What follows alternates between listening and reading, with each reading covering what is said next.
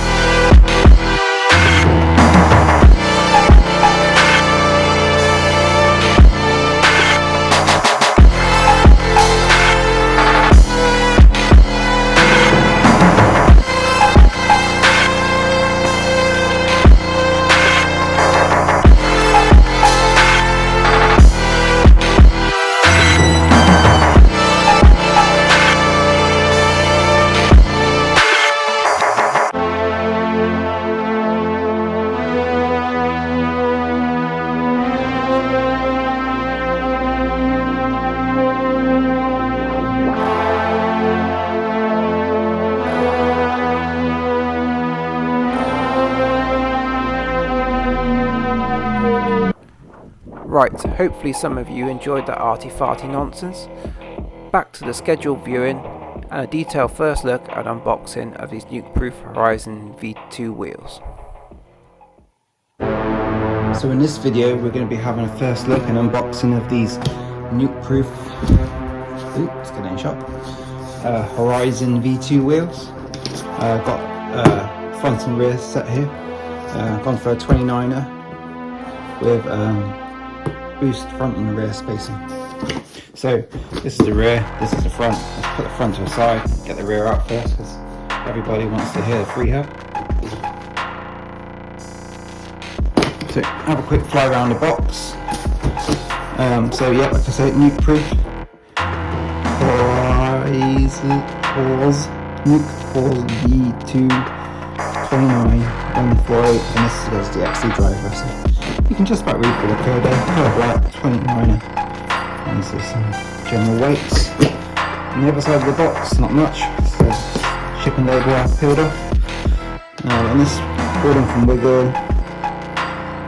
Horizon V2 rear, again 102 points of freehub engagement, 148 times 12. It's a driver black.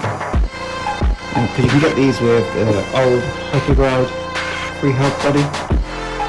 And you can also get them with the new Shimano Micros line. That's what you want. So basically all the main wheel systems.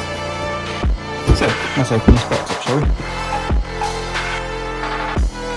So packaged quite well. Pretty sturdy boxes. Nice clips on them. Handy handles as well. We've got some info here. Let's see what this says. I'm going to read that. Let me zoom, punch it in a bit. Enjoy your new wheel purchase. Your wheels have been hand built to the highest standards in our factory. The 1.85mm spacer is included with rear Shimano HG wheels. This spacer needs to be fitted to the freehub before fitting it in a mountain bike cassette. No spacer is required if you're using the HG road cassette. A spacer is not required for the XD or Surround microspline freehubs. Useful information means they can keep the box, same for all of them. Something on the other side as well, let me flip it around. Something about valve here. Your valve also has a valve core remover to make tubeless setup much easier. It's a little demonstration, you wind it off and you can take the valve out. Full manual conversion, blah blah blah, nukeproof.com. There we go. Zoom back out to touch. About there. So, let's have a look in the box. See, pre-applied rim tape. A bit of cardboard there, recyclable. too bad, Nukeproof. Plastic bag, and in the rest of the wheel, just make sure we've got nothing left in the box. No, everything's in one bag there, it looks like, so you can dispose of that box. The wheel comes in a plastic bag. This is my second attempt at filming this, so please excuse the slightly tattered bag. It wasn't looking like this originally, but an airplane flew over. Pop that out of the way. We've got some bonds on here, this is good. Bashed in transit, it's not going to break it. You can pull those off. Keep them for storage or transporting. They might come in useful in the future. Not necessarily straight into the landfill. On the freehub body we have a little protector. And I would have that, and without further ado, let's have a quick. Sounds pretty good to me.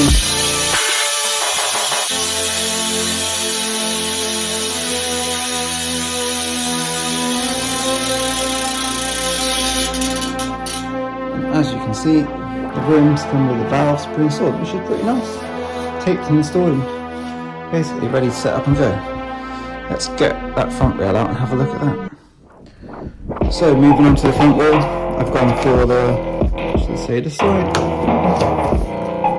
Rising V2 front, 15 by 110 boost, black in a 29-inch. I don't know if there's any other colour options. I've only seen black, but it is what it is. Let's have a look inside.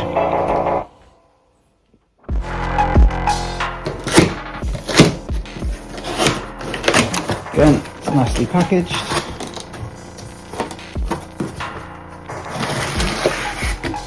Use that. Pull the wheel out. Make sure there's nothing hiding in here. That's all good. That's the whole box. To one side. Hopefully it's not in the shop. No, we're good. Now it's a little bit in the shop, but I do. Let's have a look at this then. Nothing else in that polythene bag. We've got some end caps like previously. And that's it.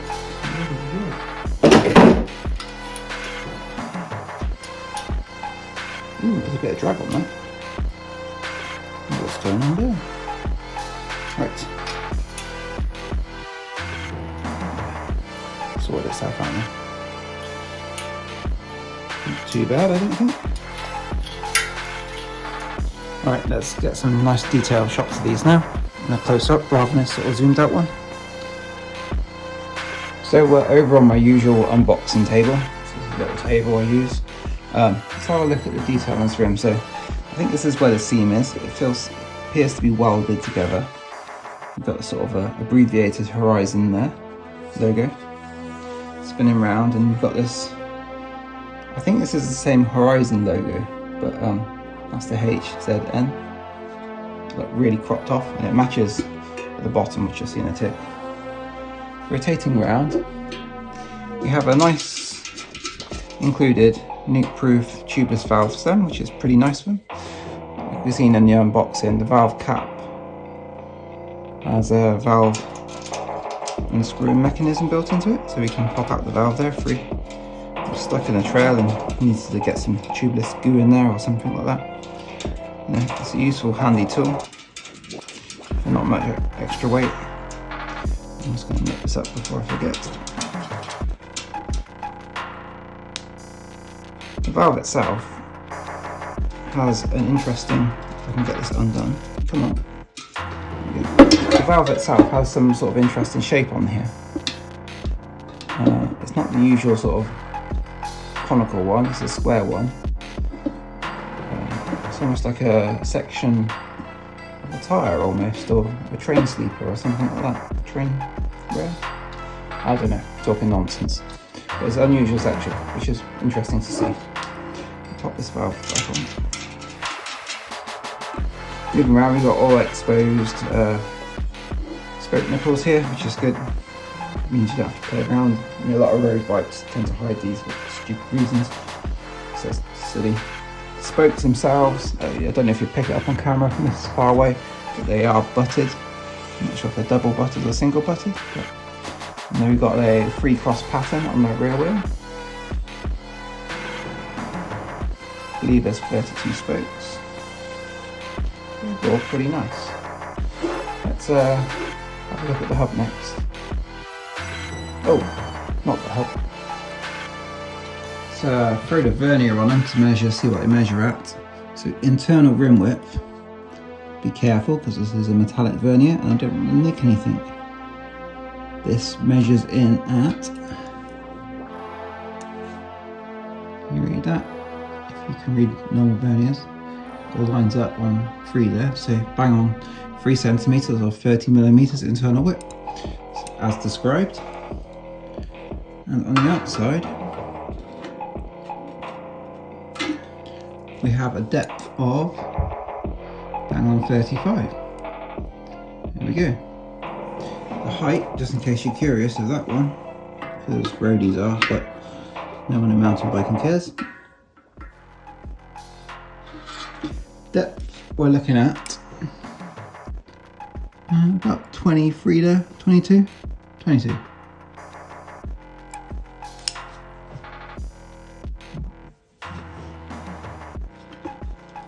One other thing I've just noticed, I thought it might be worth mentioning, is the overlap on the tape here isn't massive. Probably got about, I don't know, 4 inches, 5 inches of overlap. It's just there to there, basically, of tape overlap. Might cause an issue down the road, maybe not, find out. It's only tape, you can get new tape. Moving on to the hub. Sorry, I've gone handheld because I can't get a great angle. As you see, we've got the XT driver here. The rear hub on here has a 12mm for axle, which is pretty standard these days. Got a bit of serration on the edge here, which is nice to see. Make sure you get it nicely clamped up tight and not wandering around. As you can see, we've got the XT driver here. With some nice little logos there, which makes it look neat. XT compatible only. We've got J-bend spokes. The flange is pretty wide. I'd say that's... I'll tell you what, we'll get the vernier on it, shall we, and measure the flange size. It's a little tricky to do one-handed and through the camera. Let's pop that there. Gone over. So the flange size, it's about 73mm on the drive side. That's pretty big from these days. You know, that's this is back in the late 2000s, early 2000s even. That would be, I hope, big un if you can remember back that far. On the non-drive side, on the disc brake side, we've got a hub flange of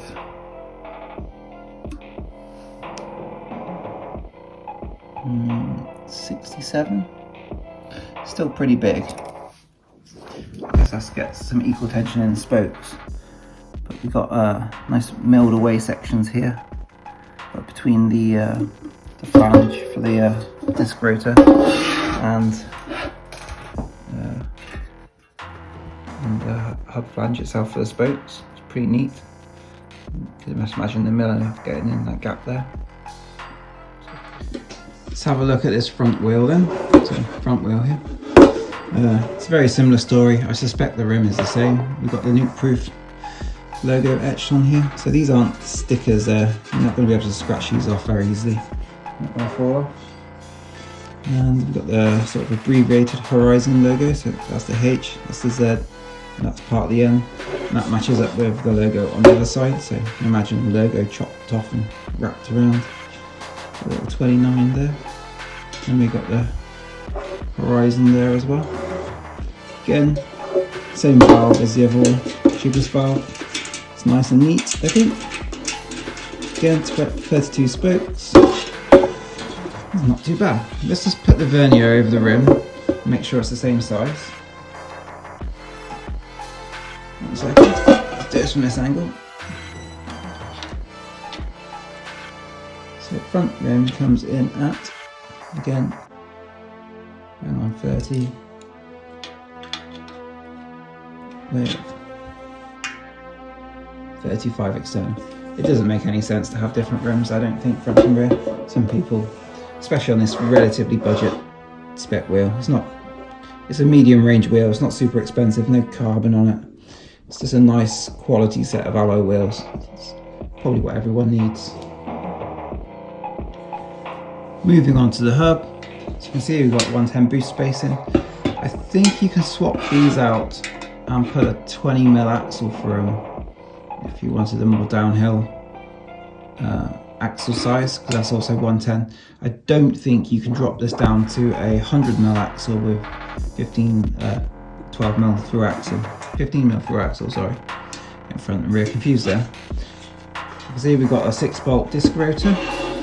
So let's put the old vernier over the flange, because these are quite big flanges. So disc side we have, what's that, 66.5mm. Non-disc size is the same, it looks like.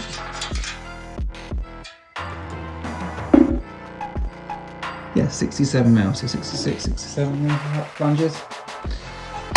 Again, we've got these nice pockets machined out here. So we've got large flanges, nice pockets, interchangeable system here. I don't know if you can get these on a quick release.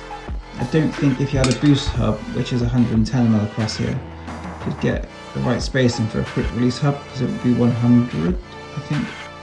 So if you bought the non-boost one, I think you can put the quick release for it. But if you buy the boost one, you can put the 20mm axle for it. Bit strange, but there we go. So all in all, very nice. I did notice one last thing. On these Nukeproof caps, you have a little Nukeproof logo on the very end of it, which I think is pretty neat. So all in all, pretty good.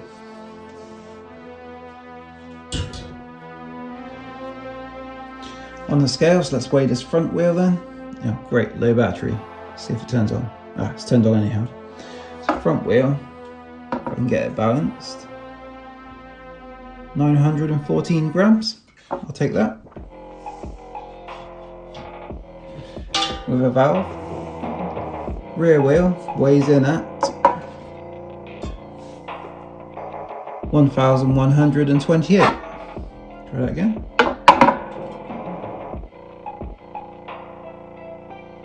Yeah, 29, 28, 27, thereabouts. Not too bad for a birdie wheel set, so we've got about just around 2 kilos of the wheel set. So that's it for this video. Thanks for watching if you've got this far. I'm going to be out testing these wheels very soon, so keep your eyes peeled for a review. On my, they'll be tested on my Kotick Beefy Max, which I'm currently building up. Again, thanks for watching, and I'll see you in the next video. Cheers.